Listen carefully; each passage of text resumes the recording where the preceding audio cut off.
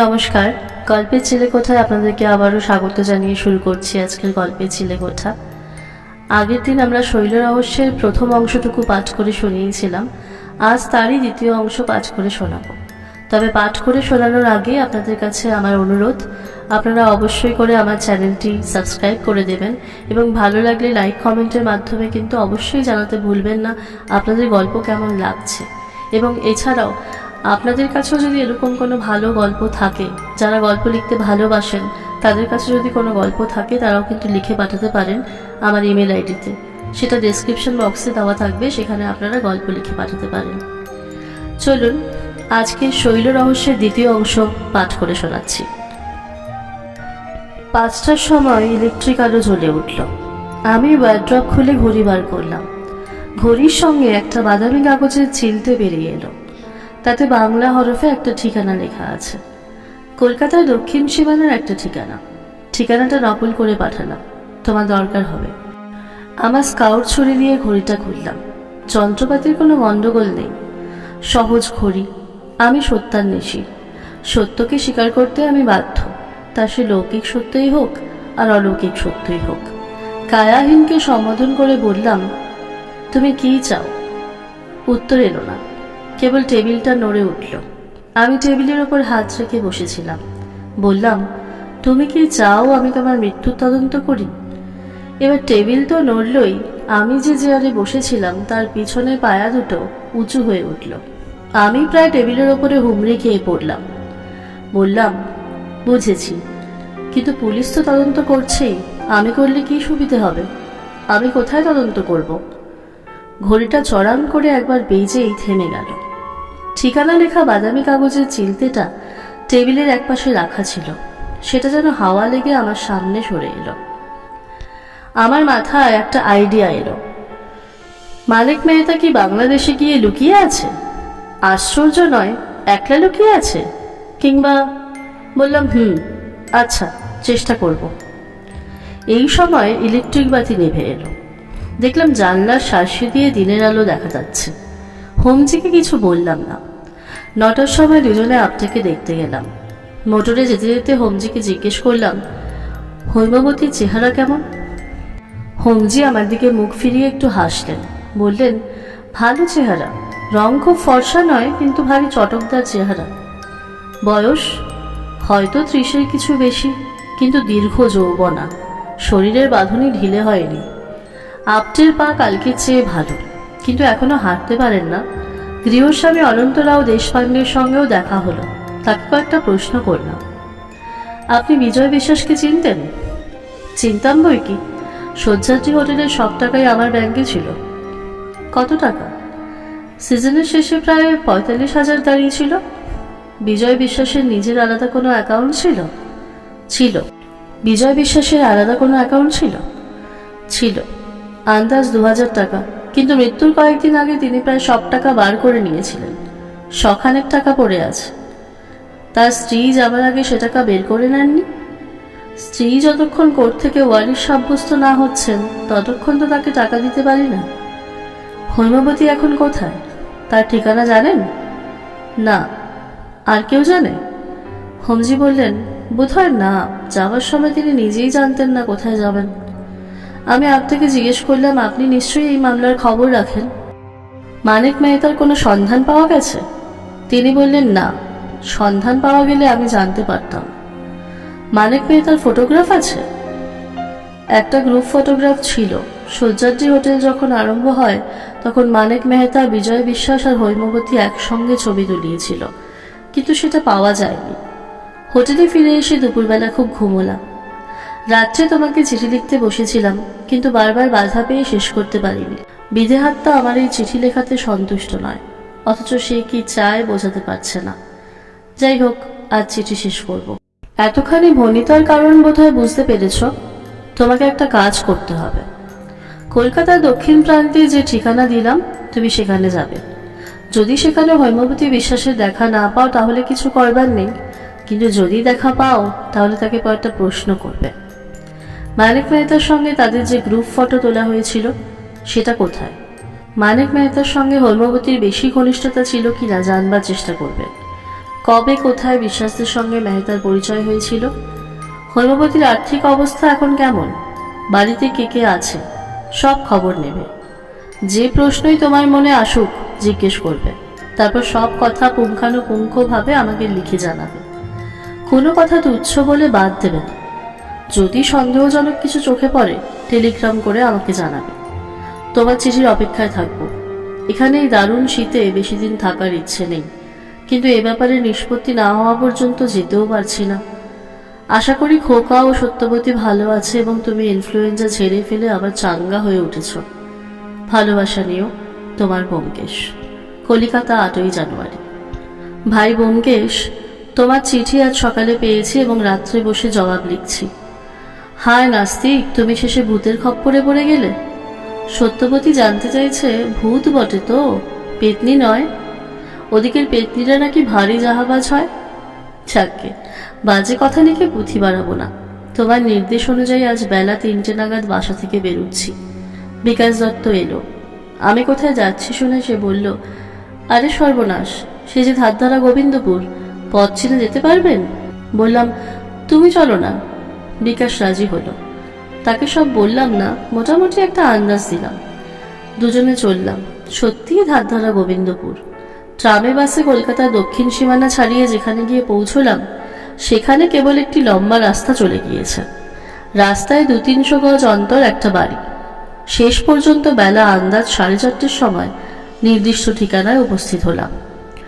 রাস্তা থেকে খানিক পিছিয়ে ছোট একতলা বাড়ি, চারিদিকে খোলা মাঠ। বিকাশকে বললাম, তুমি রাস্তার ধারে গাছতলায় বসে বিড়ি খাও, আমি এখনই ফিরতে পারি, আবার ঘন্টাখানেক দেরিও হতে পারে। বাড়ির সদর দরজা বন্ধ। আমি গিয়ে কড়া নাড়লাম। একটা চাকর এসে দরজা খুলে দাঁড়ালো। বলল, কাকে চান? বললাম, শ্রীমতী হৈমবতী বিশ্বাসের সঙ্গে দেখা করতে চাই। আপনার নাম? অজিত বন্দ্যোপাধ্যায়। কি দরকার? সেটা শ্রীমতী বিশ্বাসকেই বলবো। তুমি তাকে বলো মহাবলেশ্বর থেকে চিঠি পেয়ে এসেছি। আগে একটু দাঁড়ান, বলে চাকরটা দরজা বন্ধ করে দিল। 10 মিনিট দাঁড়িয়ে আছি, সারা শব্দ নেই। তারপর দরজা খুলল। চাকরটা বলল, আসুন। বাড়িতে ঢুকেই ঘর। আসবাবপত্র বেশি কিছু নেই, 2টো চেয়ার, একটা টেবিল। চাকর বলল, আগে বসুন, গিন্নি ঠাকুরুন চান করছেন, এখুনি আসবেন। একটা চেয়ারে বসলাম।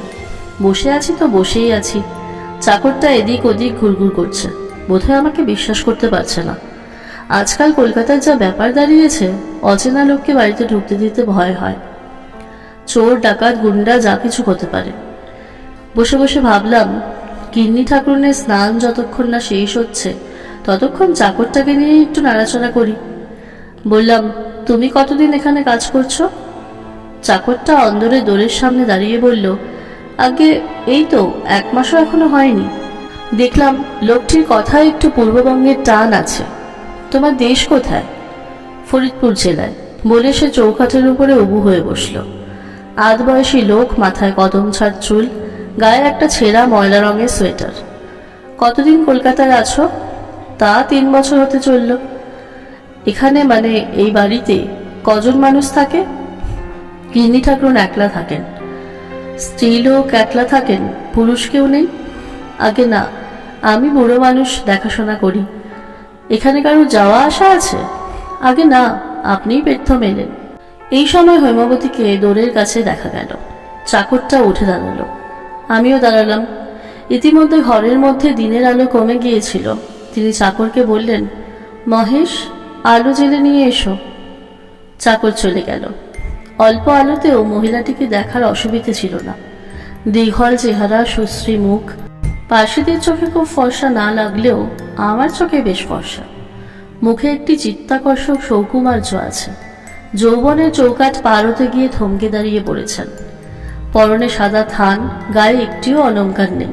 কবিত্ব করছি না, কিন্তু তার সদ্যস্নাত চেহারাটি দেখে বৃষ্টি ভেজা সন্ধ্যা, রজনীগন্ধার কথা মনে পড়ে যায়। আমি হাত জোর করে নমস্কার করলাম। তিনি প্রতি নমস্কার করে বললেন, আপনি মহাবলেশ্বর থেকে আসছেন? আমি বললাম, না, আমার বন্ধু ব্যোমকেশ বক্সী মহাবলেশ্বরে আছেন, তার চিঠি পেয়ে আপনার সঙ্গে দেখা করতে এসেছি। তবে কি মানিক মেহতা ধরা পড়েছে? তার কণ্ঠস্বরে আগ্রহ ফুটে উঠল। বললাম, না, এখনো ধরা পড়েনি। হৈমবতী আস্তে আস্তে চেয়ারে বসলেন। নিরাশ স্বরে বললেন, বসুন, আমার কাছে এসেছেন কেন? আমি বসলাম। বললাম, আমার বন্ধু ব্যোমকেশ বক্সী। তিনি বললেন, ব্যোমকেশ বক্সী কে? পুলিশের লোক? না, ব্যোমকেশ বক্সীর নাম শোনেননি? এই বলে তোমার পরিচয় দিলাম। তার মুখ নিরুৎসক হয়ে রইল। দেখা যাচ্ছে তুমি নিজেকে যতটা বিখ্যাত মনে করো ততটা বিখ্যাত নও। সব শুনে হৈমবতী বললেন, আমি জানতাম না, সারা জীবন বিদেশে কেটেছে। এই সময় মহেশ চাকর একটা লণ্ঠন এনে টেবিলের ওপর রেখে চলে গেল। বলাই বাহুল্য, বাড়িতে বৈদ্যুতিক সংযোগ নেই। লণ্ঠনের আলোয় হৈমবতীর মুখ আরো স্পষ্টভাবে দেখলাম। ব্যথিত আশাহত মুখ ক্লান্তি ভরে থমথম করছে। দু এক গাছি ভিজে চুল কপালে গালে ঝুলে রয়েছে। আমার মন লজ্জিত হয়ে উঠল। এই শোক নিষিক্তা মহিলাকে বেশি কষ্ট দেওয়া উচিত নয়। তাড়াতাড়ি প্রশ্নগুলি করে চলে যাওয়াই কর্তব্য। বললাম, আমাকে মাফ করবেন, মানিক মেহতাকে ধরবার উদ্দেশ্যেই ব্যোমকেশ আপনাকে কয়েকটা প্রশ্ন করে পাঠিয়েছে। মানিক মেহতার সঙ্গে আপনাদের প্রথম পরিচয় কবে হয়? হৈমবতী বললেন, 6 বছর আগে। আমাদের তখন আহমেদাবাদে ছোট্ট একটি হোটেল ছিল। কি কক্ষণেই যে তার সঙ্গে দেখা হয়েছিল। মানিক মেহতার সঙ্গে আপনার বেশ ঘনিষ্ঠ পরিচয় হয়েছিল? আমার সঙ্গে তার সর্বসাকুল্যে 5-6 বারের বেশি দেখা হয়নি। বছরের মধ্যে একবার কি দুবার আসতো। চুপি চুপি আসতো। নিজের ভাগের টাকা নিয়ে চুপি চুপি যেত।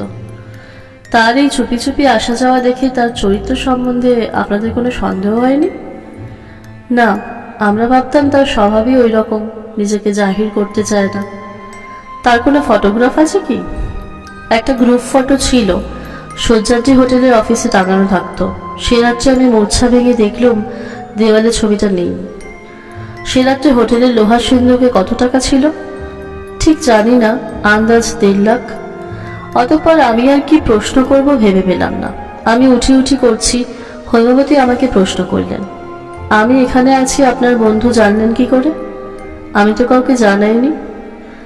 উত্তর দিতে গিয়ে থেমে গেলাম। মহিলাটির বর্তমান মানসিক অবস্থায় ভূত প্রেতের অবতারণা না করাই ভালো। বললাম, তা জানি না, ব্যোমকেশ কিছু লেখেনি। আপনি উপস্থিত এখানেই আছেন তো? হৈমবতী বললেন, বোধহয় আছি। আমার স্বামীর এক বন্ধু তার এই বাড়িতে দয়া করে থাকতে দিয়েছেন। আসুন, নমস্কার। বাইরে এসে দেখলাম অন্ধকার হয়ে গিয়েছে। রাস্তার ধারে গাছের তলায় বিড়ির মুখে আগুন জ্বলছে, তাই দেখে বিকাশের কাছে গেলাম। তারপর দুজনে ফিরে চললাম। ভাগ্যক্রমে খানিক দূর যাবার পর একটা ট্যাক্সি পাওয়া গেল। ট্যাক্সিতে যেতে যেতে বিকাশ বলল, কাজ হলো? এই কথা আমিও ভাবছিলাম। হৈমবতীর দেখা পেয়েছি বটে, তাকে প্রশ্নও করেছি, কিন্তু কাজ হলো কি? মানিক মেহতা এখন কোথায় তার কিছুমাত্র ইঙ্গিত পাওয়া গেল কি? বললাম, কতকটা হলো। বিকাশ খানিক চুপ করে থেকে বলল, আপনি যখন ব্যোমকেশ বাবুকে চিঠি লিখবেন তখন তাকে জানাবেন যে শোবার ঘরে 2টো খাট আছে। অবাক হয়ে বললাম, তুমি জানলে কি করে? বিকাশ বলল, আপনি যখন মহিলাটির সঙ্গে কথা বলছিলেন আমি তখন বাড়ির সব জানলা দিয়ে উঁকি মেরে দেখেছি। তাই নাকি? আর কি দেখলে? যা কিছু দেখলাম শোবার ঘরেই দেখলাম, অন্য ঘরে কিছু নেই। কি দেখলে? একটা মাঝারি গোছের লোহার সিন্দুক আছে। আমি যখন কাছের ভেতর দিয়ে উঁকি মারলাম তখন চাকরটা সিন্দুকের হাতল ধরে ঘোরাবার চেষ্টা করছিল। চাকরটা? ঠিক দেখেছ? আগে হ্যাঁ, সে যখন সদর দরজা খুলেছিল তখন আমি তাকে দেখেছিলাম। সেই ছাড়া বাড়িতে অন্য কোনো পুরুষ নেই। তারপর লেকের কাছাকাছি এসে ট্যাক্সি ছেড়ে দিলাম। বিকাশ নিজের রাস্তা ধরল। আমি বাসায় ফিরে এলাম। রাত্রে বসে চিঠি লিখছি, কাল সকালে ডাকে দেব। তুমি কেমন আছো? সত্যবতী আর খোকা ভালো আছে। আমি আবার চাঙ্গা হয়ে উঠেছি। তোমার অজিত। আমি অজিত বন্দ্যোপাধ্যায় এই কাহিনীর শেষাংশ লিখিতেছি। ব্যোমকেশের নামে সজ্জাদ্রি হোটেলের ঠিকানায় চিঠি লিখিয়া ডাকে দিয়াছিলাম 9 তারিখের সকালে।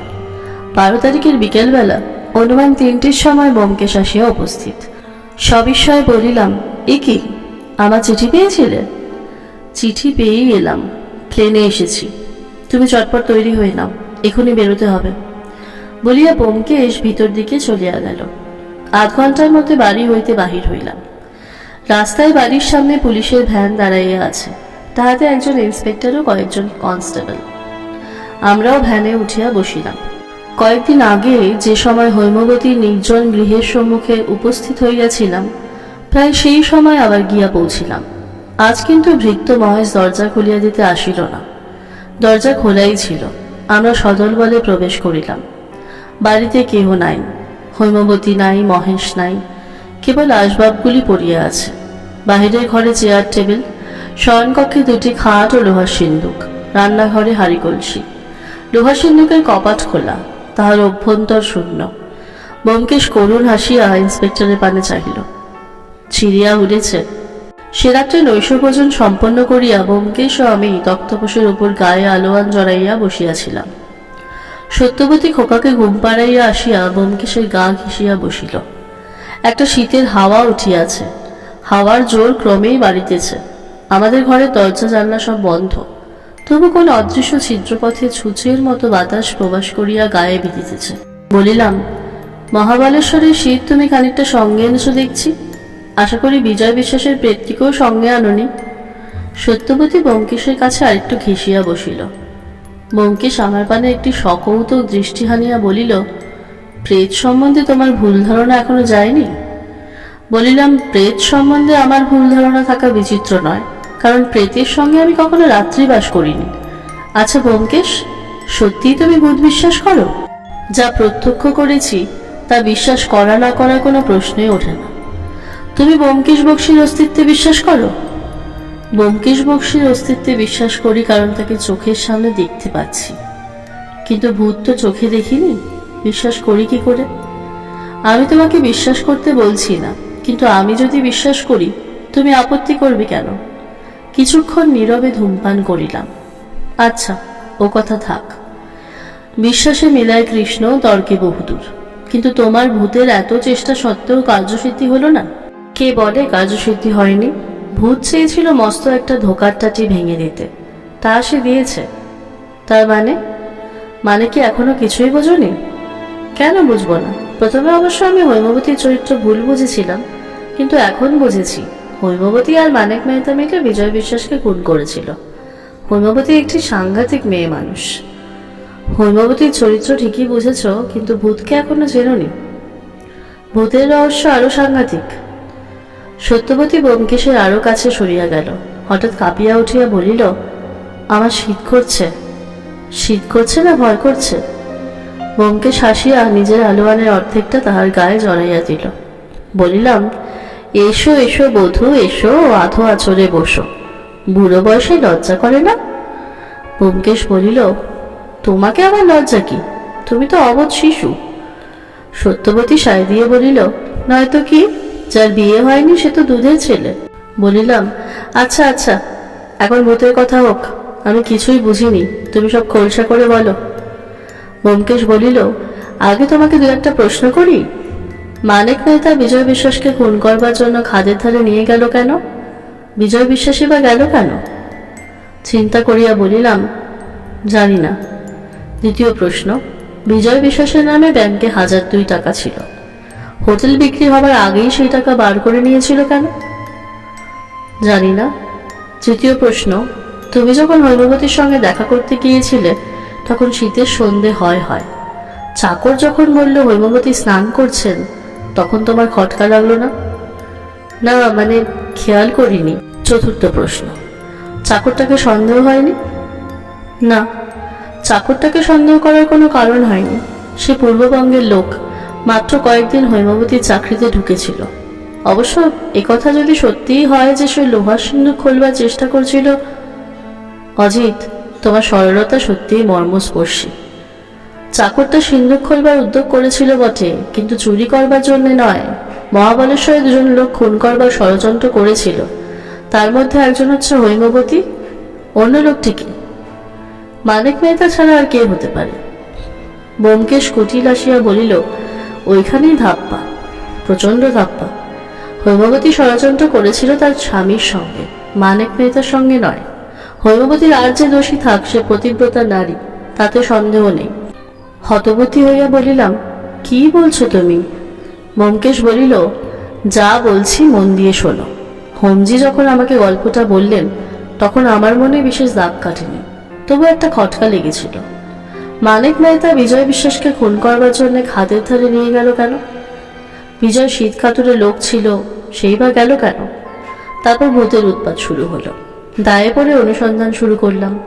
খটকা ক্রমে সন্দেহ পরিণত হলো। তারপর ওয়ারড্রবের মধ্যে পেলাম এক টুকরো বাদামি কাগজে একটা ঠিকানা, বাংলা অক্ষরে লেখা কলকাতার উপকণ্ঠের একটা ঠিকানা। আমার মনের অন্ধকার একটু একটু করে দূর হতে লাগলো। তোমাকে লম্বা চিঠি লিখলাম। তারপর তোমার উত্তর যখন পেলাম তখন আর কোনো সংশয় রইল না। আপ্তে সাহেবকে সব কথা বললাম। তিনি তখনও ঠ্যাং নিয়ে পড়ে আছেন, কিন্তু তখনই কলকাতার পুলিশকে টেলিগ্রাম করলেন এবং আমার ট্রেনে আসার ব্যবস্থা করে দিলেন। হৈমবতী আর বিজয় বিশ্বাসকে ধরা গেল না বটে, কিন্তু প্রেতের উদ্দেশ্য সিদ্ধ হয়েছে। আসল অপরাধী কারা তা জানা গেছে। বলা বাহুল্য, যে প্রেতটা নাছরবান্দা হয়ে আমাকে ধরেছিল সে মানিক মেহতা। সত্যবতী বলিল, সত্যি কি হয়েছিল বলো না গো? ব্যোমকেশ বলিল, সত্যি কি হয়েছিল তা জানে কেবল হৈমবতী আর বিজয় বিশ্বাস।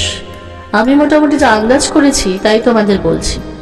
সিগারেট ধরাইয়া ব্যোমকেশ বলিতে আরম্ভ করিল, মানিক মেহতা ছিল নাম কাটা বদমাস, আর বিজয় বিশ্বাস ছিল ভিজে বিড়াল। একদা কি করিয়া মিলন হলো দোহে। দুজনে মিলে হোটেল খুলল। মেহতার টাকা, বিশ্বাসদের মেহনত। স্ত্রী পুরুষে হোটেল চালাচ্ছে। হোটেল বেশ জাঁকিয়ে উঠল। প্রতি বছর 30-40 হাজার টাকা লাভ হয়।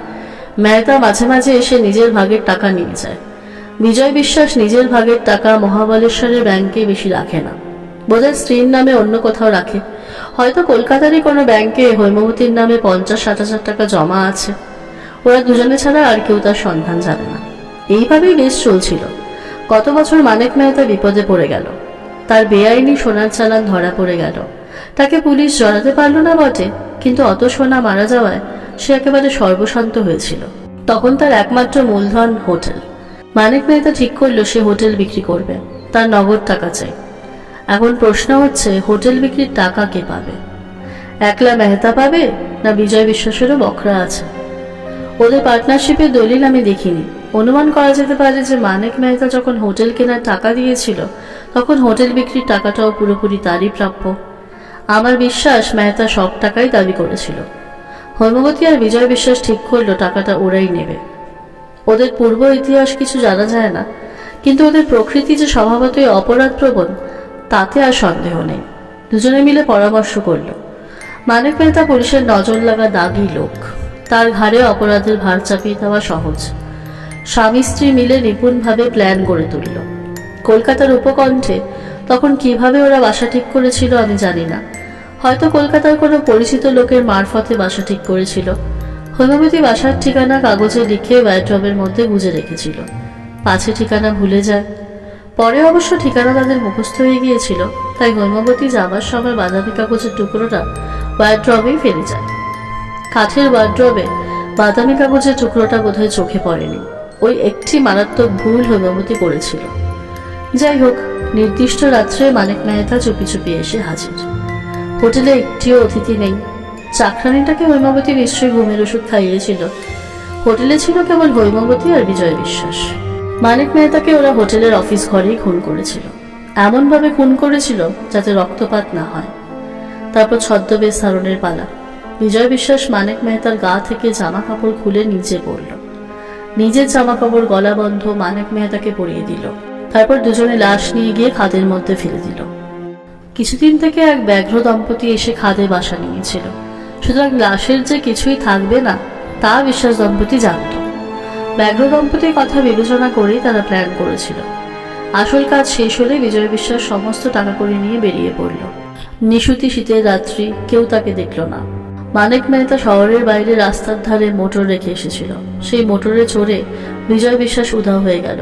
হৈমবতী ঘাটি আগলে রইল। বুকের পাটা আছে ওই মেয়ে মানুষটির। তারপর যা যা ঘটেছিল সবই প্রকাশ্য ব্যাপার। একমাত্র সাক্ষী হৈমবতী। সেই যা বলল পুলিশ তাই বিশ্বাস করল। বিশ্বাস না করার কোনো কারণও ছিল না। মানিক মেহতার চরিত্র পুলিশ জানত। কয়েকদিন পরে শয্যাটি হোটেল হোমজির হাতে তুলে দিয়ে শোক সন্তপ্তা বিধবা হৈমবতী মহাবলেশ্বর থেকে চলে গেল। ইতিমধ্যে বিজয় বিশ্বাস কলকাতার বাসায় এসে আড্ডা গেড়েছিল। হৈমবতীও এসে জুটল। কিন্তু তারা ভারী হুঁশিয়ার লোক। একেবারে নিশ্চিন্ত হয়নি, সাবধানে ছিল। তাই মহাবলেশ্বরের চিঠি পেয়ে অজিত যখন দেখা করতে গেল তখন হৈমবতী চমকে উঠল বটে, কিন্তু ঘাবড়ালো না। হৈমবতীর তখন বোধহয় বিধবার সাজ ছিল না, সেই বিধবা সাজতে গেল। চাকর অজিতকে বাইরের ঘরে বসালো। অজিত যদি এত সরল না হতো তাহলে ওর খটকা লাগতো। শীতের সন্ধ্যাবেলা মেয়েরা গা ধুতে পারে, চুল ভিজিয়ে স্নান করে না।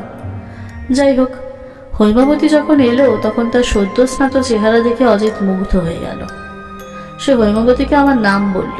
হৈমবতীর ব্যাপার বুঝতে তিলার্ধ দেরি হলো না। অজিত আমার নামটাকে যতখানি অখ্যাত মনে করে ততখানি অখ্যাত নয় আমার নাম। অজিতের কল্যাণেই নামটা সকলের জানা হয়ে গেছে। কিন্তু সে বিকাশ ওদিকে জানলা দিয়ে শোবার ঘরে দুটো খাট আর লোহার সিন্দুক দেখে নিয়েছিল। অজিতের চিঠিতে ওঠাই ছিল সব থেকে জরুরি কথা। চিঠি পড়ে কিছুই আর জানতে বাকি রইল না। কিন্তু ওদের ধরা গেল না। সে রাত্রে অজিত পিছন ফিরবার সঙ্গে সঙ্গেই বোধহয় হৈমবতী লোহার সিন্দুক থেকে টাকা কড়ি নিয়ে অদৃশ্য হয়েছিল। এখন তারা কোথায় কোন ছদ্মবেশে ঘুরে বেড়াচ্ছে কে বলতে পারে। হয়তো তারা কোনোদিনই ধরা পড়বে না, হয়তো ধরা পড়বে, না পড়ার সম্ভাবনাই বেশি। 35 কোটি নরনারীর বাসভূমি এই ভারতবর্ষ। কিছুক্ষণ তিনজনে চুপচাপ করিয়া বসিয়া রইলাম। বাহিরে যে হাওয়া উঠিয়াছিল তা থামিয়া গিয়াছে। ঘড়িতে 10টা বাজল। আমি বলিলাম, সব সমস্যার তো সমাধান হলো, কিন্তু একটা কথা তো বুঝলাম না, বিজয় বিশ্বাস ওই বাড়িতে থাকতো না কেন? কোথায় থাকতো? চাকরটা ওদের সম্বন্ধে কি কিছুই সন্দেহ করেনি? ব্যোমকেশ গভীর নিঃশ্বাস ফেলিয়া বলিল, হা ভগবান, তাও বুঝুনি? চাকরটাই তো বিজয় বিশ্বাস। শৈলরহস্যের দ্বিতীয় অংশ অর্থাৎ শেষ অংশ এখানেই সমাপ্ত হলো। আশা করছি গল্পটি আপনাদের ভালো লেগেছে। ভালো লাগলে অবশ্যই লাইক ও সাবস্ক্রাইবের মাধ্যমে জানাবেন। ধন্যবাদ।